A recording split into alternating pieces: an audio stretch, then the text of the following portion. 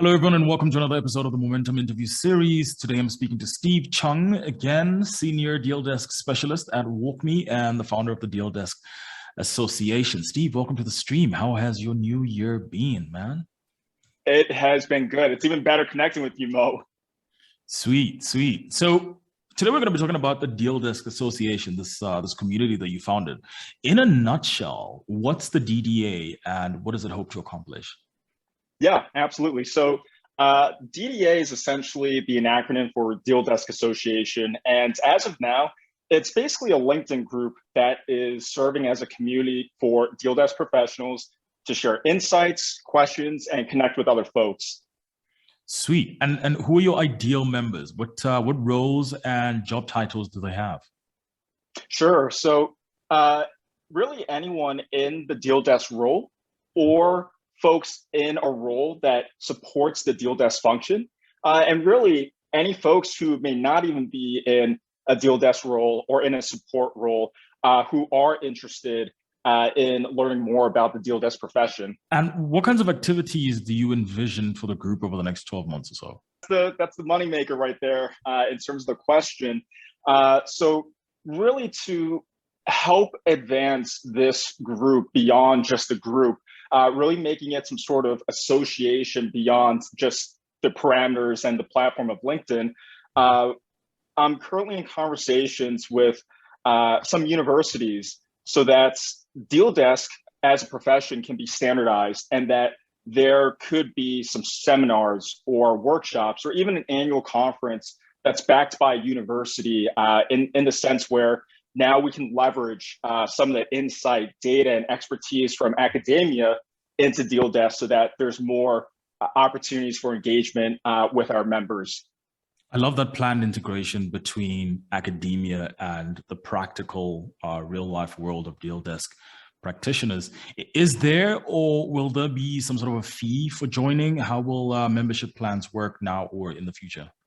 As soon as DDA begins its transition into some sort of business entity, whether it's a nonprofit or for profit, I would imagine that this would have maybe an annual membership fee where there's continuous flow of really substantial and a lot of good material that has substance to it. I would imagine some sort of annual membership fee and also perhaps in the future some sort of recurring fee for other channels like a certification, events, and so forth. You mentioned earlier on that you're thinking of expanding the community because right now it's just on LinkedIn, but which other platforms are you looking to expand the community to over the next coming months? Do you have any in mind?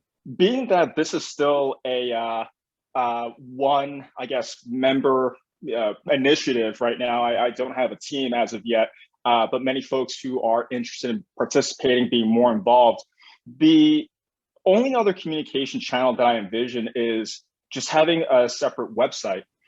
So as of now, no social media, no Instagram or Facebook, as I think that with the current case and also the bandwidth for that matter, try to limit the number of communication channels and really just be succinct in terms of what is being presented, what is being posted in a way that's linear to all members, whether in the public view or within the LinkedIn group. And speaking of the LinkedIn group, what have been some memorable events or learnings that you've picked up or had within the DDA community so far? I think everything about it has been really transformative, especially within my own individual growth. As someone who was just looking for resources about Deal Desk, nothing really being out there and just saying, fuck it, let's create a group. I think some of the most memorable things were when right off the bat, one member had referred another member into the group and shared that this DDA group has a job opening. And as soon as you know it, that guy, Shane, becomes my coworker at my current employer, WalkMe. Some other things were some of the questions that some of the members would ask, and other members would actually say, hey, let's actually connect through a Zoom really facilitating these and nurturing really meaningful relationships that go beyond kind of like just the profile. It's actually at least some sort of face-to-face value. So I think that the overall just experience has been something that has been so incredible with the group. That's been memorable. I love that serendipity and the fact that having people come together unlocks opportunities for other people. So you talked about a university earlier on and a sort of a workshop or course that you're planning with them. What other external partnerships have you drummed up for the community, or do you have in the pipeline at the moment? I currently have a more like a communal partnership with a kind of like a sales ops deal desk automation company called Momentum.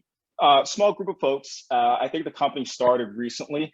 And really the focus of this non-exclusive communal partnership is so that these companies have the opportunity to share videos or posts to engage members in the LinkedIn group, while this LinkedIn group is able to engage members in a meaningful way, because a lot of deal desk professionals oftentimes are now becoming the ideal user for these companies. And so creating that type of synergy that aligns with what these companies are looking for, whether it's inbound or engagement or just awareness, is actually beneficial for both the group and also for these companies. And so in the future, I do expect to have kind of like this very clear and greater position of neutrality, so that other companies have the opportunity to do the same. As of now, LinkedIn has, I believe, 126,000 profiles that show deal desk as one's job title, though this group only has about around 870. So there's a lot of opportunities out there to create more partnerships with other companies, software companies. But nonetheless, when it comes to a university, this is something that is, I suppose, something coming closer to a contract where we would essentially collaborate with the university with the expectation that not only would this group be able to engage members in a way where they're able to expand their learning and insight, but also an opportunity for these universities or university, whether exclusive or non-exclusive, to really highlight that, hey, we're the single source or currently only available academic institution that provides learning events in the deal desk profession. So partnerships to come, and we'll see how things go from there. Symbiotic value creation. Love, love, love the sound of that. And based on the conversations that you've had within the DDA community, what are some of the most common problems that members face in their daily roles? Just life in general. Yeah, in the sense where it's, the deal desk role, even just from the brief, 2 years of experience I have, it is very high volume, to say the least, with a lot of these requests and a lot of these challenges that are seen, like these similar themes within the group, oftentimes are process or operational issues or challenges. And sometimes it may not even be the actual process that's been implemented or even designed. Sometimes it's just communicating that, hey, this shit has actually changed, and oh shit, like I don't even know how to use it, but it sounds better and it looks better. So I think that the common challenge is really almost as if it's outside of work.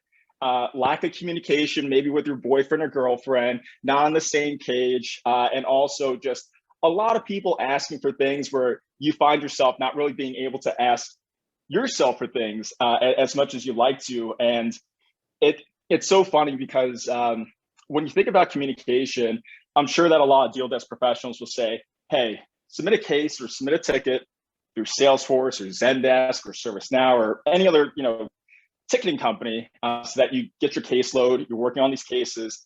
But whenever I get I guess like a request through Slack outside of the ticketing system where I can't reference, previous work and conversations, I think about that song. I think it was in Tarzan. I think it was like, "You'll Be in My Heart" by Phil Collins.